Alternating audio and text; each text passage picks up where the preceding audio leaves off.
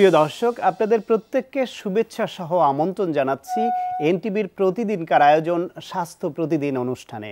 দর্শক, আজ আপনাদের সঙ্গে আছি আমি ডাক্তার সাখাওয়াত হোসেন। প্রিয় দর্শক, আমরা জানি জানুয়ারি মাস জুড়ে ছিল জরায়ু মুখের ক্যান্সার সচেতনতা মাস।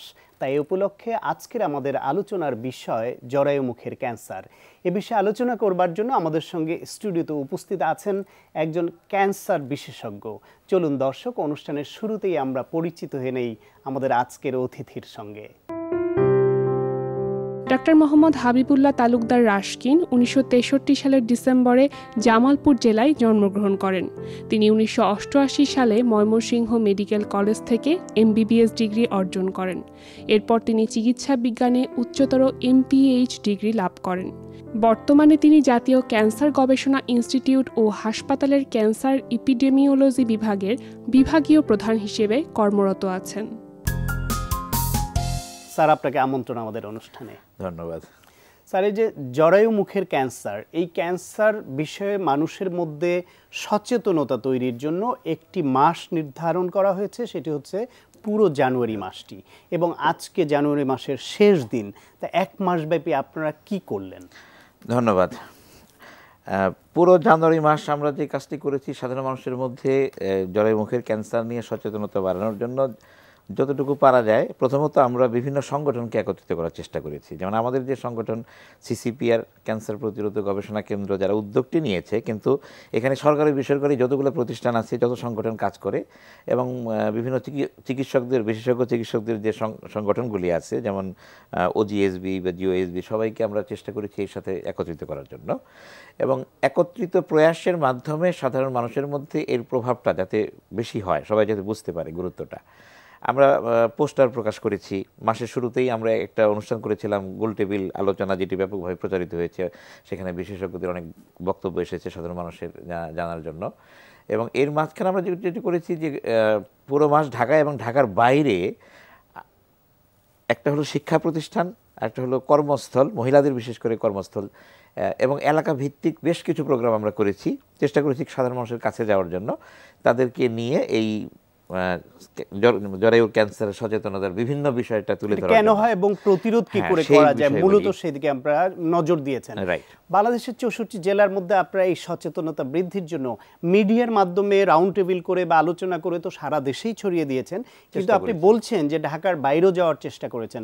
কতগুলি জেলা কভার করেছেন? আমরা নিজেরা সশরীরে আমরা যেতে পেরেছি, যেহেতু সারা মাস ঢাকাতেও প্রোগ্রাম ছিল, বিভিন্ন 6টি জেলায় আমরা নিজেরা যেতে পেরেছি। কিন্তু আমাদের যে বিভিন্ন সংগঠনগুলোর যে স্থানীয় প্রতিনিধি যারা আছেন বা স্থানীয় সংগঠক আছেন, তাদের মাধ্যমে, এবং আগামীকাল আমাদের যেটা বিশেষ কর্মসূচি আছে, আজকে আমাদের যে বিশেষ কর্মসূচিটি আছে, সেই কর্মসূচিতে আমরা আশা করছি বাংলাদেশের অন্তত প্রায় সবগুলি জেলাতেই পালিত হবে জননীর জন্য পদযাত্রা নামে একটি বিশেষ শোভাযাত্রা। এতে কি হয়, কারা অংশ নেন? এখানে অংশ নেন আমাদের চিকিৎসক, তারপর ক্যান্সার যারা সার্ভাইভার থাকেন, যারা কাজ করেন, তারপর সমাজ সেবামূলক অনেকগুলো সংগঠন, সরকারি বেসরকারি বিভিন্ন জন এগিয়ে এসেছেন। আমরা এখানে একটি কথা একটু বলবো যে স্তন ক্যান্সার নিয়ে আমরা যতটা বেশি সাড়া পাচ্ছি অনেক বছর থেকে, জরায়ু ক্যান্সার নিয়ে সেখানে একটু কম, কিন্তু আমরা চেষ্টা করছি সবাইকে বোঝানোর জন্য। এখানে সবার একটা ধারণা যে জরায়ু মুখের ক্যান্সার তো আসলে দ্বিতীয় স্থানে আছে মহিলাদের মধ্যে, স্তন ক্যান্সারে 1 নাম্বার। কিন্তু একটি বিশেষ দিক আছে, যে সেটি হলো যে আক্রান্তের হারের দিক থেকে স্তন ক্যান্সার, মানে আক্রান্তের হার জরায়ুর ক্যান্সারের চাইতে শতকরা প্রায় 4 ভাগ বেশি বাংলাদেশে, কিন্তু মৃত্যুর হার প্রায় কাছাকাছি। তার মানে স্তন ক্যান্সারে সুস্থ হওয়ার হারটা যত বেশি, জরায়ু মুখের ক্যান্সারে ওইভাবে সুস্থ হওয়ার হারটা বেশি না বলে এই ডিফারেন্সটা কম। কারণ নিম্ন আর্থসামাজিক অবস্থার যে মহিলারা বেশি আক্রান্ত হয় জরায়ু মুখের ক্যান্সারে। তো এই জন্য আমরা বলছি যে আমরা চেষ্টা করছি আরও বেশি ছড়িয়ে দেওয়ার জন্য। আমরা সামান্য কম বেশি এটা এমন কোনো গুরুত্বপূর্ণ বিষয় নয়, বিষয় হচ্ছে দুটোই খুব গুরুতর ক্যান্সার এবং মরণ ব্যাধি, যেটা প্রতিরোধযোগ্য অনেকাংশে। আরেকটা বিষয় আছে যে যেহেতু উচ্চবিত্তের মধ্যে স্তন ক্যান্সার প্রবণতা, এখানে আমরা অ্যাক্টিভ পাই অনেক বেশি মানুষকে, কিন্তু সে তুলনায় মনে হয় যে জরায়ু মুখের ক্যান্সার। এই জন্য আমি বললাম যে আমাদের এই ব্যাপারে আমরা আরও সবাইকে আহ্বান জানাবো, সব সংগঠনকে, যে এই সামিল হওয়ার জন্য। সারা বছর ধরেই কাজ চলবে, শুধু জানুয়ারি মাস বলে কথা নয়। তো স্যার এ বিষয়ে যেহেতু আপনাদের এই সচেতনতা মাস হিসেবে মানুষের মধ্যে সচেতনতা বৃদ্ধির জন্যই কাজ করছেন যে জরায়ুমুখের ক্যান্সার কেন হয় এবং সেটা থেকে নিজেকে রক্ষা করবার উপায় কি এবং হয়ে গেলে করণীয় কি, মূলত এই বিষয়ে ফোকাস করেন। আমরা এই অনুষ্ঠানের মাধ্যমে একটু সচেতন করার চেষ্টা করি। শুরুতে আপনি যদি একটু আমাদের ক্যান্সার বিষয়ে বলেন যে জরায়ুমুখের ক্যান্সারে একজন নারী আক্রান্ত হন কেন? প্রথমত আমাদের মতো উন্নয়নশীল দেশে আমরা যেগুলিকে বেশি গুরুত্বপূর্ণ মনে করি, 1 নম্বর অল্প বয়সে বিয়ে, বাল্য বিবাহ। 18 বছরের বয়সের নিচে বিয়ে আমরা কোনোভাবেই সমর্থন করি না, কারণ এই বয়সটি অনুপযুক্ত বিয়ে হওয়ার জন্য বা সন্তান ধারণের জন্য। আপনি শুনলে আশ্চর্য হবেন যে বাংলাদেশে শতকরা 65% বেশি নারীর বিয়ে হয় 18 বছরের আগে। আমাদের অনেকের ধারণা শহরের শিক্ষিত সমাজে এখন একটু দেরিতে বিয়ে হওয়ার প্রবণতা আছে, কিন্তু আসলে বাংলাদেশটা তো গ্রাম, মানে সেই হিসাবে শতকরা 65% বেশি বিয়ে হয় 18 বছরের আগে, যেটা আইন সিদ্ধও না, আইন সিদ্ধ, স্বাস্থ্যসম্মত নয়, এমনকি আইনসম্মত নয়। যে বয়সে একজন নারীর সেই পরিপূর্ণতাটা আসে না শারীরিক সম্পর্ক বা সন্তান ধারণের জন্য।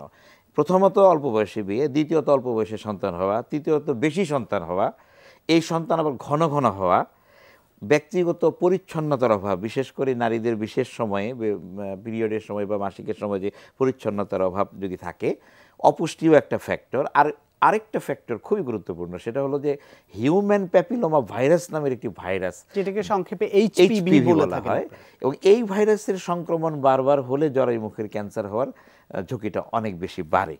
এই কয়েকটিকেই আমরা গুরুত্ব দিই। আরেকটি হলো বহুগামিতা। আমাদের সমাজের যে কিছু কিছু নিয়ম নীতি ছিল যেগুলি ভালোর জন্যই বলা যায়, কিন্তু অনেকটা পশ্চিমা সংস্কৃতির যে একটা অনুপ্রবেশ, সেক্ষেত্রে আমাদের একটা দেখা যাচ্ছে যে বহুগামিতা, মানে একের অধিক সঙ্গীর সাথে মিলামেশার প্রবণতাটা আমাদের সমাজের কিছু কিছু অংশে আগে ছিল না, এখন দেখা যাচ্ছে। সেজন্য এটিকেও আমরা খুব গুরুত্ব দিচ্ছি। এর ফলেও জরায়ুমুখের ক্যান্সারের ঝুঁকি বাড়ছে।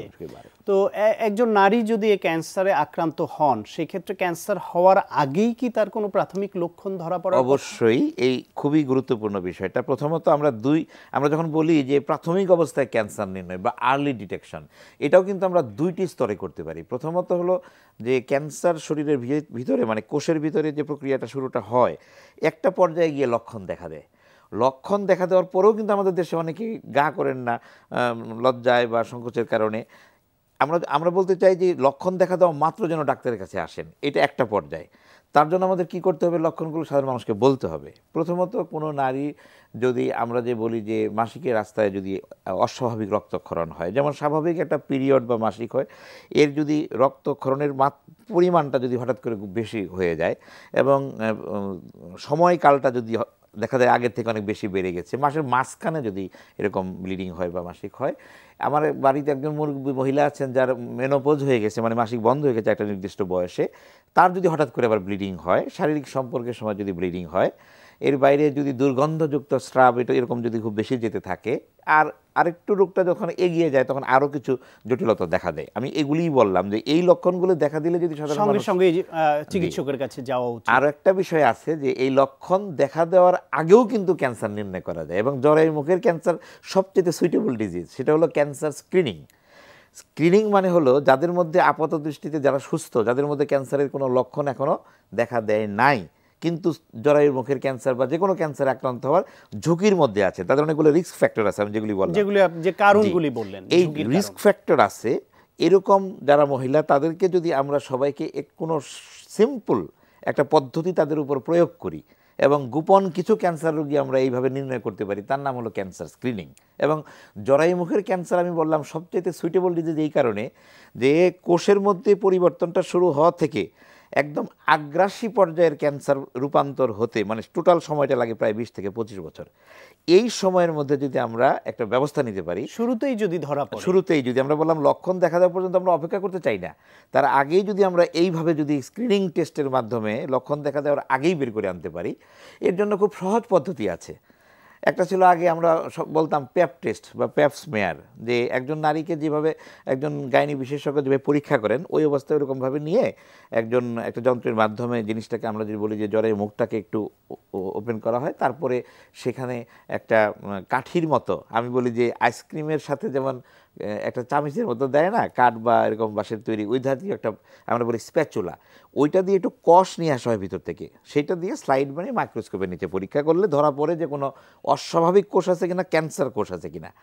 এইটা হলো প্যাপ টেস্ট, এবং এটাও আমরা করতে পারি, কিন্তু বাংলাদেশে যেহেতু ওইরকম প্যাথোলজিস্টের সংখ্যা কম বা এখানে একটু টাকার ব্যাপার আছে, প্রায় 2000 টাকা লাগে, এই জন্য আরেকটি সহজ পদ্ধতি এসেছে, সেটা হলো via, visual inspection by acetic acid. এখানে আমার কোনো মাইক্রোস্কোপ লাগছে না, আমি ওই ঠিক একই প্রক্রিয়ায় জরায়ুর মুখের ভিতরটা থেকে আমরা কী করি, একটা সোয়াপ স্টিকের মতো 5% বা 4% অ্যাসিডিক অ্যাসিডে ভিজানোর পরে ওই জায়গায় টাচ করা হয়, টাচ করার পরে 1 মিনিট অপেক্ষা করলে যদি ভিতরে একটা সাদা দাগ পড়ে যায়, তাহলে আমরা বলি এটা ভায়া পজিটিভ। ভায়া পজিটিভ মানেই ক্যান্সার তা না, তার পরবর্তীতে আরও নিশ্চিতকরণের জন্য আরও কিছু পরীক্ষা করতে হয়, কনফার্মেটরি। এইভাবে এই দুইটি যে পদ্ধতি বাংলাদেশের বিভিন্ন হাসপাতালে সরকারিভাবেই চালু হয়েছে। আমরা চেষ্টা করছি সাধারণ মানুষকে সচেতন করতে এবং ওইখানে যাওয়ার জন্য, পরীক্ষা নিরীক্ষা করার জন্য। আর প্রাথমিক প্রতিরোধের জন্য আরেকটা বিষয় আছে, সেটি হলো যে ভ্যাকসিন বা টিকা, HPV ভাইরাসের এগেইনস্টে টিকা পাওয়া যাচ্ছে এবং বাংলাদেশেও পাওয়া যাচ্ছে, সরকারিভাবেও দেওয়ার উদ্যোগ নেওয়া হয়েছে, গাজীপুরে অলরেডি চালু করা হয়েছে। এবং আমরা বলি যে যদি 15 বছর বয়সের নিচে, আমরা 9 থেকে 12 বছর 13 বছর পরে বলে, আমরা বলি যে অন্তত 15 বছর বা বিয়ের আগে অন্তত এই টিকাটা যদি দেওয়া হয়, তাহলে অন্তত ঝুঁকি অনেকটা কমে যাবে। তো আশা করছি আপনারা এই পরামর্শ শুনবেন এবং সবাই সচেতন হবেন। আপনাকে অনেক ধন্যবাদ স্যার। ধন্যবাদ এনটিভিকেও এত সুন্দর একটা অনুষ্ঠানের সুযোগ করে দেওয়ার জন্য। প্রিয় দর্শক, আমরা শুনছিলাম জরায়ু মুখের ক্যান্সার সম্পর্কে কিছু প্রয়োজনীয় আলোচনা, আশা করি আপনাদের কাজে লেগেছে। দর্শক, অনুষ্ঠানের এ পর্যায়ে ছোট্ট একটা বিরতি নিচ্ছি, আমাদের সঙ্গেই থাকুন। প্রিয় দর্শক, বিরতির পর আবারও আমন্ত্রণ জানাচ্ছি স্বাস্থ্য প্রতিদিন অনুষ্ঠানে। দর্শক, এখন আপনাদের জন্য রয়েছে নিয়মিত ব্যায়ামভিত্তিক আয়োজন, সুস্থ দেহ সুস্থ মন। আজকে শিশুদের ব্যায়ামের এই এপিসোডে আমরা ইউজ করব রোপ। রোপের ক্ষেত্রে যেটা বলবো যে এটা কিন্তু কিছুটা অ্যাডভান্স লেভেলের এবং বড়রা বেশি ব্যবহার করে। দেখা যায় যে কমান্ডোজরা বা নেভি সিলস, তারা দেখা যাচ্ছে যে যখন বাইরে থাকছে তখন ইকুইপমেন্টস সহ তাদের মুভ করা সম্ভব হচ্ছে না বলে তারা এই ধরনের প্রপস ইউজ করেন, যে ওটা দিয়ে যেন তারা এক্সারসাইজটা করতে পারেন। আমরা এখানে শিশুদের ক্ষেত্রে কেন ইউজ করছি এটা বলছি, যে শিশুরা দেখা যায় যে বড়দেরকে বা ফাইটার, আর্মি এরকম ওদেরকে খুব পছন্দ করে এবং ফলো করে, এবং অনেক সময় দেখা যায় যে তাদের অ্যাক্টিভিটিগুলো তারা বুঝে বা না বুঝেই সেটা করা শুরু করে। তো এখানে সেটা কিছু ইকুইপমেন্টস কিন্তু আমরা শিশুদের উপযোগী করেও ইউজ করতে পারি, যেটা দেখা যাবে যে ওরাও খুব খুশি থাকলো যে হ্যাঁ, দে আর গ্রোয়িং আপ এবং তারা তাদের সুপার হিরো বা তাদের পছন্দের মানুষের মতো তারা একটা কাজ করতে পারছে। অ্যাট দ্য সেম টাইম আমরা যেটা দেখব যে ওর গঠন এবং ফিজিক্যাল মাসেল স্ট্রেংথ এবং এগুলো যেন বিল্ড আপ হয়। সো লিও এখানে আমাকে হেল্প করবে। লিও স্টার্ট। এটা হচ্ছে ব্যাটল রোপ। ওকে, গুড। দেখতে অনেক সহজ মনে হবে। And Leo start. Yes, and go go go. যখন এই রোপটা কিন্তু অনেক বেশি ওয়েট আছে, হ্যাঁ, এটা ডিফার করবে যে বিভিন্ন ওয়েটের আছে। আমরা এখানে ম্যাক্স ওয়েটের রোপটা ইউজ করছি। And go Leo, fast fast fast fast fast fast fast. Yes yes yes yes, down and then change যখন হবে সাথে সাথে। Okay, yes, fine. And gripping, হ্যাঁ, করা শুরু করো। যখন আমরা দেখছি এখানে যে যখন সে করছে তখন তাদেরকে হচ্ছে মনোযোগটা রাখতে হচ্ছে যে প্রতিটা স্টেপে তাকে গ্রিপ যেন রোপটা পড়ে না যায়, এবং হাতের যেটা হচ্ছে যে তার রিস্টের অ্যাক্টিভিটিটা বাড়ছে, ফোর আর্মসটা অ্যাক্টিভেটেড হচ্ছে, এবং যখন আমরা একটা লাঞ্জ মুভে রাখছি তখন তার কোয়ার্স মাসেল এবং হ্যামস্ট্রিংটাও স্ট্রং হচ্ছে। ওকে লিও, থ্যাংক ইউ। Stand up. তোমার কি মনে হচ্ছিল যে তোমাকে মনোযোগ দিতে হচ্ছিল যে আমি কি কথা বলছি সেটার চেয়ে তোমার মনোযোগ দিতে হচ্ছিল যে হাত থেকে যেন রোগটা পড়ে না যায়, এবং যখন বলছি যে ফাস্ট করে খুব ফাস্ট করতে হচ্ছিল, তখন তোমার কোন জায়গাটায় প্রেশার লাগছিল বেশি, পায়ের দিকে না হাতের দিকে? হাতের দিকে। ওকে, তো এখানে দেখছি যে অনেক সময় দেখা যায় যে বাচ্চারা খুব ভালো পড়াশোনায় বা খুব ভালো রেজাল্ট করার কথা, কিন্তু দেখা গেলো যে তার লেখার স্পিডটা নেই।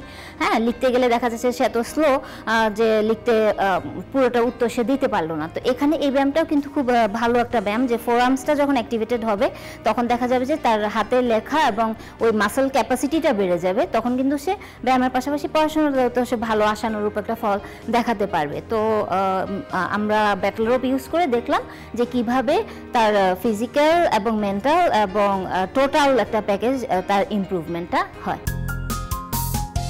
হঠাৎ মাথা ব্যথা হলে চিকিৎসকের কাছে যাওয়ার আগে তাৎক্ষণিকভাবে আমাদের করণীয় কি? চলুন সে বিষয়ে শুনি আজকের প্রাইমারি কেয়ার। মাথা ব্যথা নিয়ে বেশি চিন্তা করার কোনো দরকার নাই। মাথা ব্যথা হলে প্রথম আমাকে খেয়াল করতে হবে মাথার সামনের দিকে না পিছনের দিকে। যদি মাথার সামনের দিকে হয় তাহলে প্রথম আমার খেয়াল করতে হবে তার ঠান্ডা লাগছে কিনা, তার নাক বন্ধ আছে কিনা, বা তার শ্বাসকষ্ট হচ্ছে কিনা। যদি এরকম হয় তাহলে আমরা সাধারণত ধরে নিই যে সাইনোসাইটিসের সমস্যা হতে পারে। তাকে ওইভাবে যদি চিকিৎসা দিই তাহলে সে ভালো হবে। নাকে ড্রপ দিতে হবে এবং কিছু ঠান্ডার ওষুধ খেলে সে ভালো হবে। আর যদি মাথা ব্যথা পিছন দিকে হয় এবং বয়স বেশি হয় তাহলে আমরা প্রথমেই ধরে নিই যে তার প্রেশার আছে। প্রেশারের রোগ থাকলে ওই লোকটা বলতে পারবে যে তার প্রেশার কত এবং কীভাবে প্রেশার সে কন্ট্রোল করে, সেই ওষুধ খাওয়ার পরামর্শ দেবো। এই দুটো সমস্যা ছাড়াও যদি মাথা ব্যথা করে তা আমরা প্রথমে ধরে নিই যে তার গ্যাস্ট্রিকের সমস্যা ছিল, এই জন্য মাথা ব্যথা আছে। তাছাড়াও যদি মাথা ব্যথা থাকে তাহলে নিউরোলজিক্যাল কোনো সমস্যা, তাহলে আমরা নিউরো মেডিসিনের কোনো স্পেশালিস্টের কাছে পাঠাতে পারবো, তাহলে তার মাথা ব্যথা থেকে সে উপকৃত পাবে। এবং এইভাবে চিকিৎসা নিলে মাথা ব্যথা নিয়ে কোনো দুশ্চিন্তা কোনো কারণ নাই। পরবর্তীতে যদি কোনো চিকিৎসা লাগে তাহলে ওই ধরনের পরীক্ষাপাতি করে তাকে আমরা ওইভাবে চিকিৎসা দিলে সে ভালো হয়ে যাবে। প্রিয় দর্শক, এখন আপনাদের জন্য রয়েছে স্বাস্থ্য প্রতিদিন আজকের হেলথ টিপস। লেবু খেলে দ্রুত ঘা সারে, তাই অপারেশনের পর রোগীকে অবশ্যই লেবু খেতে দেবেন। প্রিয় দর্শক, এই অনুষ্ঠান সম্পর্কে আপনার যে কোনো মতামত বা পরামর্শ থাকলে লিখে পাঠাতে পারেন এই ঠিকানায়। প্রযোজক স্বাস্থ্য প্রতিদিন, এনটিভি, বিএসসি ভবন, 7 তলা, 102 কাজী নজরুল ইসলাম এভিনিউ, কারওয়ান বাজার, ঢাকা 1215।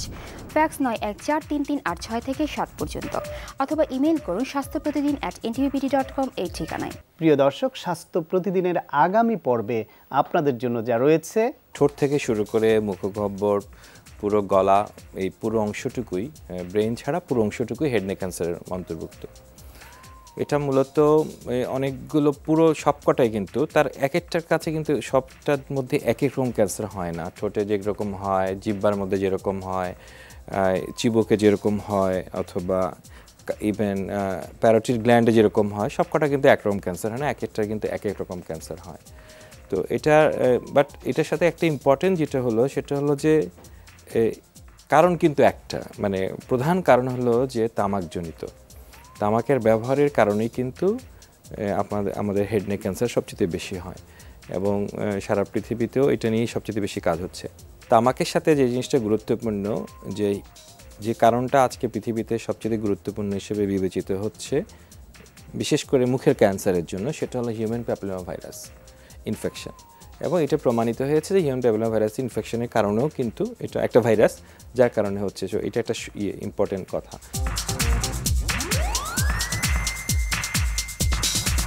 প্রিয় দর্শক, বিশ্বের যে কোনো প্রান্তে যে কোনো সময় এনটিভিতে সম্প্রচারিত আপনার প্রিয় স্বাস্থ্য প্রতিদিন অনুষ্ঠান দেখার জন্য ভিজিট করুন আমাদের পূর্ণাঙ্গ ওয়েব পোর্টাল www.ntvbd.com। দর্শক, আজ এ পর্যন্তই। সবাই ভালো থাকুন, সুস্থ থাকুন এবং অবশ্যই নিরাপদে থাকুন। দেখা হবে আগামীকাল ঠিক একই সময়ে নতুন কোনো অতিথি নিয়ে।